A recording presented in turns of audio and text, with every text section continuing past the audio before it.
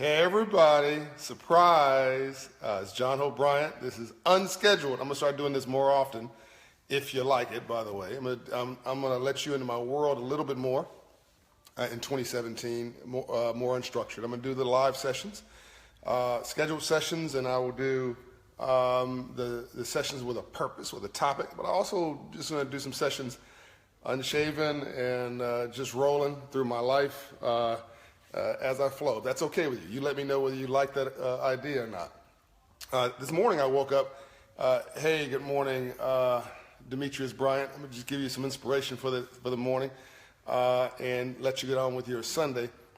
But let me know, this is John Bryant, founder, chairman, CEO of Operation Hope, although I'm not sure that Operation Hope wants to claim me this morning. Hey, James Nelson. Hey, Jamie. CEO of Bryant Group Ventures, an entrepreneur, philanthropic investor, an author, et cetera, et cetera, et cetera. Sometimes a race car driver, which is why I'm wearing my man Fuller Moto's t-shirt this morning, the small business. You guys let me know whether you like this idea of, hey Asha, great article this morning, by the way, of just sort of flowing through my life, of letting you see parts of my life as it comes. You let me know whether you like that idea. And if you vote for it, if you like it, then I'll do it. Good morning, Ron. Good morning, Greg. Hey, John. Unshaven. That's right, unshaven. This is the way I roll on a Sunday morning, intentionally unshaven. Hey, Yvonne Bryant. Hey, Kim Tynes. So you like this idea of just bringing you into my day, bringing you into my world? Love from Cameroon, where I've got my DNA. Hey, Elvis. Okay, let me jump into this session. Good morning from Birmingham, Marcus and Lewis Dixon. You guys will let me know whether you like this idea of me bringing you into my world a little bit more, and I'll respond to that either with more videos or or less. Okay. So the topic of failure. You'll hear a little music playing in the background here. It's very subtle. Please believe me. That's Rolls Royce. I'm going down. Car Wash soundtrack. Actually, my best friend Rob McGrew is the voice in Car Wash. Rob McGrew is the voice, the radio disc jockey voice of this movie that's playing in the background. Anyway, Ambassador Young, who's in Africa right now, told me that one of the reasons that he thinks I'm successful is I was a dancer on Soul Train. Don't laugh. But you know, I flowed with it. I ducked, I weaved. My confidence was high because you got to have good confidence to dance and to dance spontaneously. And that's where like life. You just got to dance through life. Yes, I was a dancer on Soul Train and American Bandstand. Don't laugh. Derek says love old school. Absolutely. Hey, LaShawn. Good morning. Yeah, sure. That would be that people know that you are human. Jermaine says it would let people know. I love the arts. Somebody says that anything is possible. So, okay, Jermaine is a vote for doing more and letting more people in my life. Yeah, the art in the background, that's, you should see it. That's a piece from China I got on one of my trips there. And that's actually part of what I'm going to talk about this morning. I was reading an article in bed by Jack Ma. I think his name is Jack Ma, the founder of Alibaba, which is like the Amazon of China. And it's one of the biggest companies in the world. He's a billionaire. And he was noting how he got rejected from Harvard 10 times. He applied for Harvard 10 times and was rejected, right? And hey, from South Africa, Busi Siwi, I think I said that right. And then when KFC, Kentucky Fried Chicken, came to China, 24 people applied for the job, and 23 people got the job. Guess who didn't? He did not get the job. So I think most people would be like devastated, like, look, I can't get into Harvard, I can't even get a job at KFC. But he never gave up, right? He just kept swinging the bat. You know, people don't realize that Hank Aaron had the record for the most strikeouts, for the most home runs. We know that, but you don't know that he's got the record also for the most strikeouts. That's right. You can't hit the ball unless you swing at it. So Mike Bracy said just seen the video earlier. Which video are you talking about, Mike? Let me know which one you liked and which one you watched and whether you liked it or not. Scotty Winfield, American Bandstand, yes. I've danced for American Bandstand and Soul Train, and no, I'm not showing you the videos. I think I burned them all. My boy Lance Triggs may have some. Okay, so my own failure. I've had plenty, but let me tell you about one that I haven't talked about.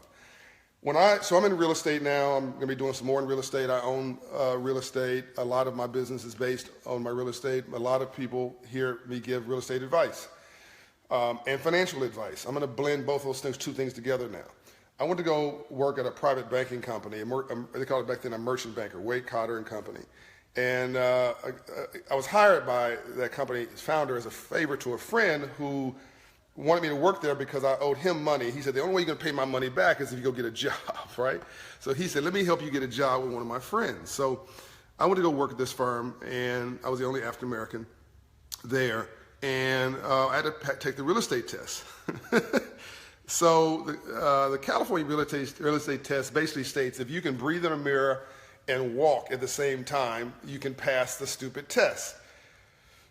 Well, I failed the real estate test once. And took it again, failed the real estate test twice. Hey, Yolanda Frazier. Hey, Spencer Brown. Good morning. And then I failed the real estate test a third time. Now, California real estate law states if you fail this test 4 times, we refuse to give you a license. You cannot practice real estate. You cannot get a license. At least that was the case back when I was applying. If you fail this test 4 times, you can't get a license. They will ban you. You're just too stupid to get a California real estate license. I failed it 3 times.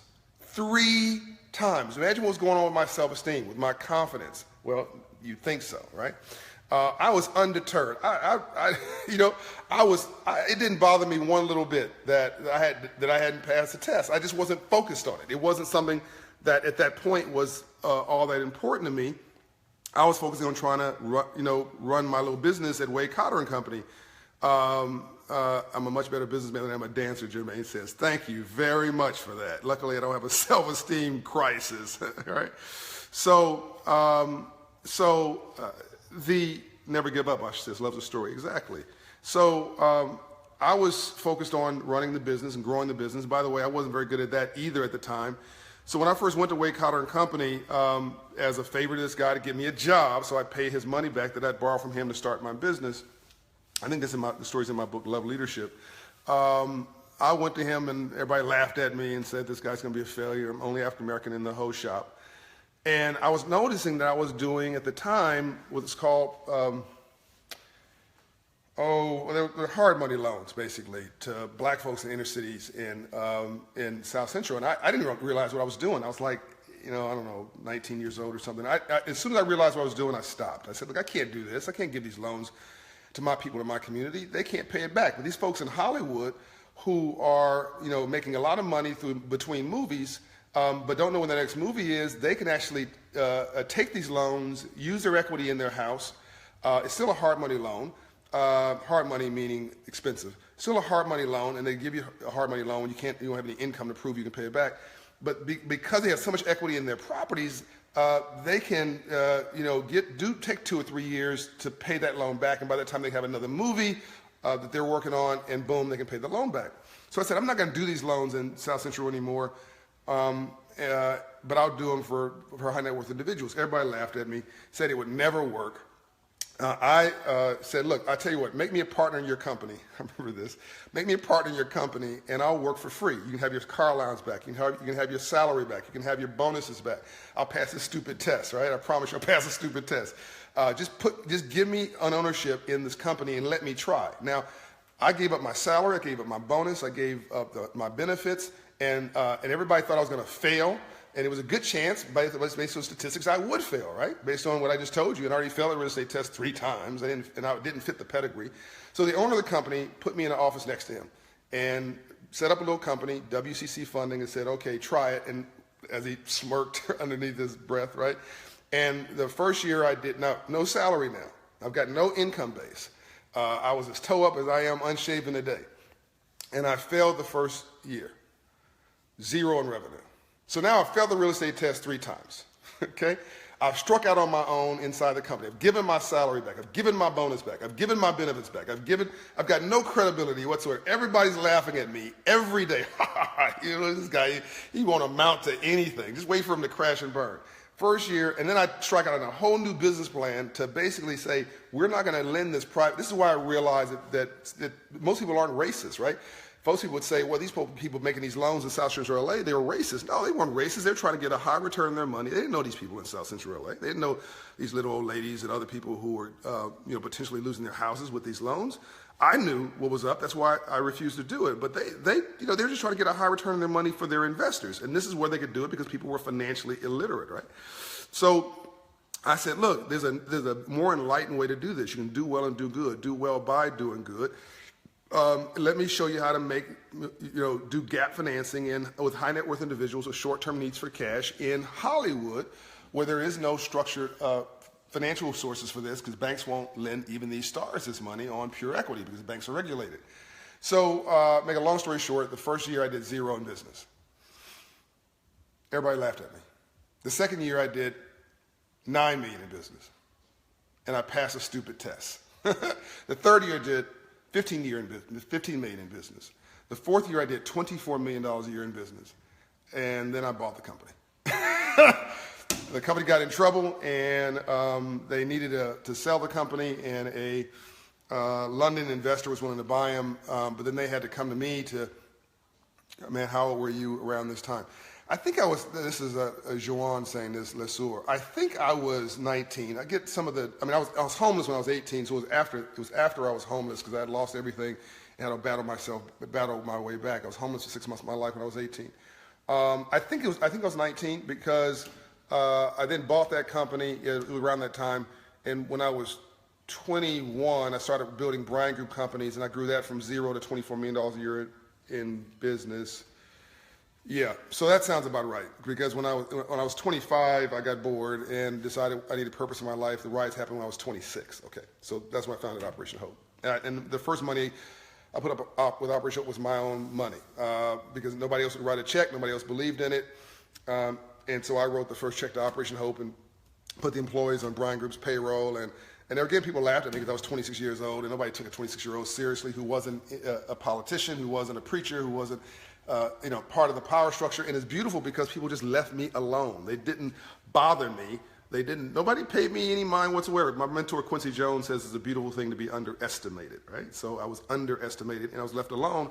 And by the time people looked up, I was gone. I was done. I was down the road, up the street, and had success in my pedigree, in the wind at my back. And God, thank God, it appears on my side because we're trying to do good. But back to the story, and I'll let you guys go on Sunday morning. This company I grew from $0 to $24 million a year in business didn't exist. I mean, it was poof, from nowhere. I asked the company's founder to give me something he didn't value, not his money, not his equity, to give me just a chair next to him, a Rolodex, and I'll tell you a little story about my Rolodex. Back in those days, you didn't have a computer, you didn't have a cell phone, we had all your address book, you had a physical Rolodex. Some of my old school followers will know this. You had a physical Rolodex on your desk. And the bigger your Rolodex was, the more powerful you were. So I went to the office supply store because I didn't know anybody. I had no power, right? I had no juice. I went to the office supply store. I shaved first, and asked for the biggest Rolodex that they had. It was called a 4-spindle. Remember that? It was 4 huge spindles of index cards. And I would write a few names on each index card to show that I knew a few people, right? Some of those names I got from Stephen Cotter Miller, that was the owner of the company. And I would position those cards where you could see them if you walked in my office. The rest of the spindle cards were blank because I didn't know anybody. All right? You fake it until you make it. I wasn't lying. I was just faking it with confidence. And I put that huge Rolodex on my desk behind my seat. So when you came to meet with me, you saw this huge gray metal Rolodex with a plastic roller on the end where you rolled it. Remember that? Nina says, I remember those. And James says, Google Rolodex. That's really deep, James, that the millennial generation has to Google the word Rolodex. I love it. I like to believe I'm timeless, so I'm part of your millennial generation too. So you put the Rolex on your desk and you turn around to get to the A, B, C, D, whatever, the name you were trying to find. Elvis said it's very difficult to make it in business. Yes, of course it's difficult to make it in business. It's difficult to make it in life, right? Nothing good comes easy. So get that out your head. Love is work. Not only love is laziness, anti-love is evil. Listen to the story I'm telling you. Of course it's difficult, right? Of course it's difficult, but that's why it's so amazing. When you do it, you know you did it, and you know you own it, and it makes you more resilient. Everything in life that's good is also tough. Even raising your children is tough. You don't have confidence, your children will run over you, okay? All right, so Derek Smart says the story inspires him. Okay, well, you inspire me. All right, so anyway, this huge Rolex on my desk, and I had no money and couldn't even pay for lunch, so I didn't go to lunch. I worked through lunch. Maybe I had such a work ethic. I knew I had to work to close the deal, so I got to eat breakfast, lunch, and dinner. I took no salary, and I just worked 18 hours a day. Maybe that's why I believe today that an entrepreneur works 18 hours a day to keep from getting a job. An entrepreneur works 18 hours a day to keep from getting a job, right? And why I believe I take no for vitamins, because nothing bothers me. Over, around it, through it, I'm going to get to it. Nothing bothers me. Nothing stops me. I would warn you, I'm coming your way. I don't want to run over you. I don't want to hurt you, but I'm coming your way. I would encourage you. I'm warning you to get out of my way, because I'm determined. I'm going to succeed. Do you hear me? I'm going to succeed. I suggest you get out of my way. And that's what I did with the marketplace. That's what I did with my business. And I hustled. And when that company got in trouble and a European buyer wanted to buy the company, they looked at who was making money, and the only guy making money was me. This is at this mainstream company where I was the only employee. People who laughed at me. All these people with fancy degrees and fancy desks and fancy cars and fancy houses did not have fancy hustle. So 3 years later, I was the only guy making any money. So the owner of the company came to me and said, look, we want you to sign this employment agreement. Jermaine Mills, hope for president. No, thank you, but thank you very much. Tiffany Greer, love it. No for vitamins, exactly. LaShawn, no for vitamins. So Benjamin says, can I get a one-on-one session with you? You're doing it right now, Benjamin. It's a one-on-one session, and this is free. You know, a speech of mine is $40,000 internationally and $25,000, $30,000 domestically for 30 minutes. You got me here for free, right? I don't even like giving speeches. I'm a CEO. I mean, I enjoy speaking, but it's not what I do for a living. So you got me right now. Hey, Zena says, just look at you now. So, by the way, Zena, great suit. She's in that success suit from the islands. So the guy says, we need you to sign this employment agreement because, you know, we can't sell the company unless the employees sign on. I said, well, that's cool, but I'm not an employee. Remember that? Remember you guys sort of fired me? You talked about me like I was a dog, said I had no talent. All your employees started laughed at me. And I signed off, remember, became an entrepreneur. I'm an entrepreneur. And he says, you're not an entrepreneur, you're lucky. I said, well, this lucky dude is not an employee. I'm not signing an employee agreement. Well, I didn't realize at the time, but I was their moneymaker. I was their cash box. So ultimately, they came to me and tried to negotiate. I said, look, how about if I just buy the company myself? And man, they laughed at me. They laughed at me some more. So I went to the phone book. This is a true story, people. I went to the phone book, and as unprepared then, again, as unshaven and natural as I am right now, you're seeing me in the raw as I wake up in the morning. And I woke up that morning with inspiration on my mind. And I opened the phone book to law firms. And remember the phone book, you guys? Millennials, have you never seen a phone book? If you don't know what a Yellow Pages is, it was a book about that thick when I was growing up. Then it became about that thick. I think most of them have gone away. Now it's internet based. This just cracks me up. So I opened the phone book to law firms, and I just went down the list. I found Jamie Nelson says Google phone book. Just kidding. You're funny. Yolanda said, you found it, your passion. I found it, my passion, and I found my passion. Yes. Hey, Nina. Hey, Ron. So I opened the phone book, went down the list literally to find, you guys like this, funnier, to find, by the way, you guys like this art behind me? This is some of the art in my house, by the way. That's Chinese art, and that's from Zimbabwe, the piece down below, the Shona art. I'll give you guys a tour later on. Another video. So I went down the phone book, found the largest ad I could find. I figured the largest ad I could find for a business law firm meant they were the most successful in Century City, and they had to be in Century City. I didn't want to find a law firm in Watts, although no disrespect to Watts. I needed a powerful business law firm. And Kim says, beautiful. I'm sure you're talking about the art. Thank you, Kim. I called him as Wade Cotter and no, it was Jeffrey Mangos, Butler, and Marlboro. Wade Cotter Company was a company I was buying. Tiffany says she loves the Chinese art. Okay, that's fantastic, Tiffany Greer. I'm glad you do. It inspires me every day. I wrote it up literally, bought it in China, Beijing, wrote it up, put it in my bag, and brought it back with me. So, and a friend of mine liked it so much he made a copy of the Guy Green, put it in his wall, in his house. So I went down, and I couldn't at that time. I didn't want to get embarrassed. I couldn't say it was Wade. It was Jeffrey Mangos, Butler, and Marlboro, and I couldn't say Jeffrey Bangles, it was Jeffrey Mangos, Butler, and Marlboro. And the only word I could really say with confidence was Butler. So I called down and asked for the partner, Jim Butler. And, the partner answered the phone. Who asked for a partner at a law firm? He answered the phone. And I told him who I was. I told him I was going to buy this company. He's like, who are you? How'd you get my number? I said, out of the phone book. Well, actually, I didn't say that. But I said, from a colleague, and the colleague was a phone book. And he said, what do you want to do again? I know this firm. I want to buy this firm. You're not buying this company. He hung on the phone up. He said, give me your number. Hung on the phone up. And he called me back about 2 hours later. He said, tell me more. He says, I know this firm, and I know what's going on, and you're the only guy making any money at this company, it appears, and they're really upset with you. But I would suggest you don't buy this company, because if you buy the liability, you buy the assets, you buy the liabilities. And there's a lot of liabilities, and you're the asset. And that's what's got them so scared. So he said, I suggest you just buy your own division, right? And they owe you money. They owe me a few $1 million in deals that I closed. Just use that as collateral to buy the whole company and you wipe out your debt. And that's what I did. That's how I created Bryant Group, BGCI back then, Bryant Group Companies. And I did a management buyout when I was 21 years old. But the point is that folks said that I was a failure. Folks said that I wouldn't be successful. I failed the real estate test 3 times. People laughed at me when I walked in the corporate office, but I didn't let any of that bother me. What did Reverend Murray say to me growing up? And what I told you, it's not what people call you, it's what you answer to that's important. And never, ever, ever answer out of your name. And then I added, to argue with a fool proves there are 2, okay?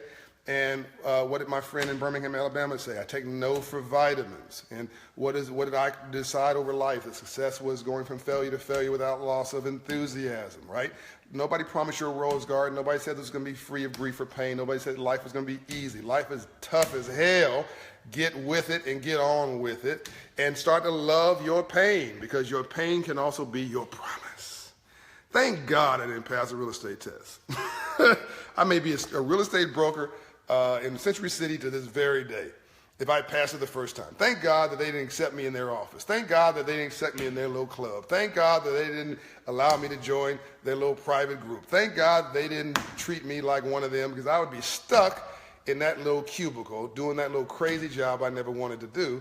Thank God that Jack Ma was rejected from Harvard 12 times. Thank God that American Bandstand and Soul Train didn't want to keep me as a principal dancer. They didn't put me on the riser. They put me off in the background so that I didn't get obsessed with Hollywood, want to stay there my whole life. I love Hollywood, by the way, all good. One of my mentors is Quincy Jones. I'm not bagging. I'm just saying it wasn't my dream. It wasn't what I was supposed to be doing for my whole life. I was an actor, by the way, not a very good one. One of these days, let me tell you guys that story. I've had a great life, but it's exactly the way it was supposed to be, right? So if you want to make God laugh, tell him your plan. And coincidence is God's way of staying anonymous. Don't regret your life. Don't reject your pain. Don't. Hey, Tim, is that Tim Burt? I love that dude. Yeah, Tim Burt. Never let, as he said, never let others define you, right? You got to embrace your life, whole and complete. And again, Jack Ma was rejected not only from Harvard. This is Alibaba, billions of dollars. And by the way, he said, when you have $1 billion, it's not your money, that's public trust. I just love the way he thinks about stuff like that. Sort of like the Warren Buffett, if you will, of Asia.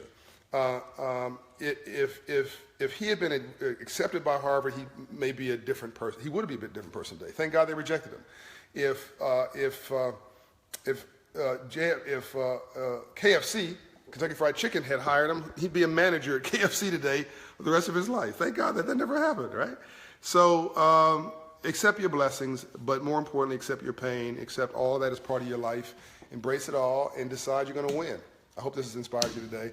I asked you earlier, when I asked you again, do you guys want me to walk you through my life? I've come at you straight this morning. This is the raw John Bryant. None of that refined nothing. Like my racing T-shirt on and unshaven face, and I'm just bringing you me first thing in the morning. This is what I see when I get up my art, and what I plan on doing was these scheduled sessions. You guys do like this idea? Okay, give me your feedback because I'm really doing this for you. I'll do the scheduled sessions. Maybe we got the podcast series, and we'll do the scheduled sessions. I'll do my spontaneous sessions between meetings, the structured pieces. But that may just open the camera up as I'm going through my airport or through a meeting or spontaneously or here at home or whatever. I need to know that's cool with you, that you want that, and it appears you do. Okay. So it will be no notice and often, and it'll be different places at different times. I'll just walk you through my life and take you with me on a journey called Hope. This is the Civil Rights Series, Unbought, Unbossed, Unbiased, coming to you straight, no chaser, with a dream for you to take your life back and to live your life. What Operation Hope does is to reintroduce you back to yourself. We are a software company, a global software of human development. We are the civil rights movement, from civil rights to civil rights. Civil rights was waged and won in the streets. Civil rights will be waged and won in the suites. I did say silver rights. It's order to say it, you got to slow it down. Silver rights. Otherwise, you'll accidentally say civil rights. It's from civil rights to silver rights. Civil rights was about race and the color line. That problem still exists. But civil rights will be about class and poverty.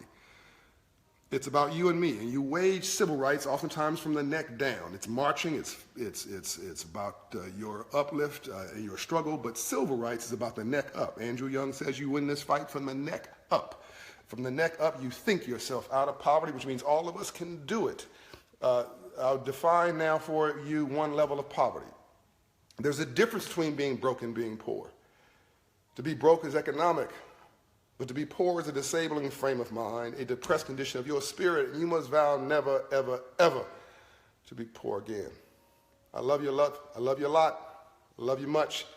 I love you enough to talk to you straight, coming to you straight from a bit of my paradise, my art at home. To you. Bye. I'll answer your comments and questions offline. I got to read my book today. I'm stalling a little bit. My last book, the next week, the memo. I'm stalling. I got to read the last draft before it goes to the publisher, and you'll get it in September. All right. It's like producing a song or an album, but only it's static words and not musical lyrics. But it's the same process. By the way, listen to this song. I love the song Major. Oh, this is why I love you. It's why I love you. No good reason, just because you are. Peace and light. And I know I can't sing, but I have heart.